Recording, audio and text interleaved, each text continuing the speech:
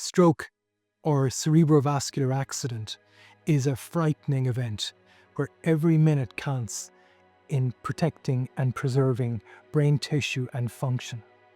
But what happens if delays arise, either in getting you to hospital or in treating you when you're there? And as a consequence, you end up with a worse outcome than you should otherwise have. Hello, I'm Cian O'Carroll, and our team of solicitors here specialises exclusively in medical negligence law. I think we're all familiar with the health information campaign called FAST, which encourages people to identify the early symptoms of stroke and take action by contacting the health services immediately. Delays can arise in getting a person to hospital. However, when they get there, typically the first thing that healthcare providers will want to establish is whether that person is suffering, if it is a stroke, a bleed or a clot. If it is a clot, then that person may benefit, if administered within a fairly narrow window of opportunity, with clot-busting or thrombolytic drugs.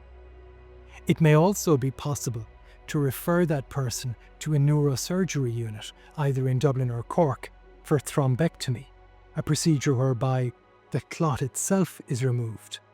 And by either destroying the clot or removing the clot, blood supply can be restored to the brain tissues beyond where that clot was.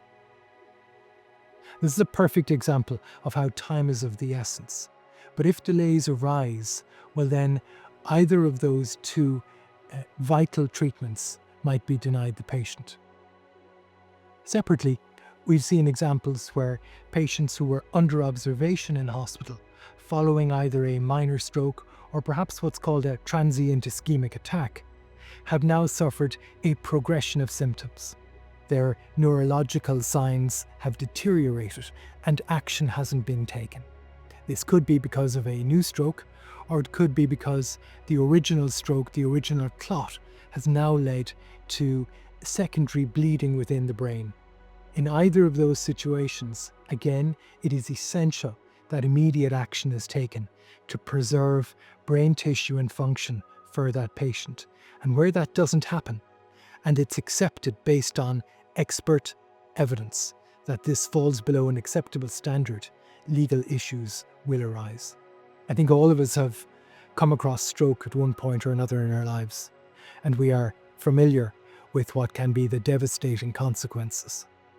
A person may lose the ability to speak or swallow. Partial paralysis may result, and all of these disabilities will greatly impair a person's ability to live and care for themselves independently.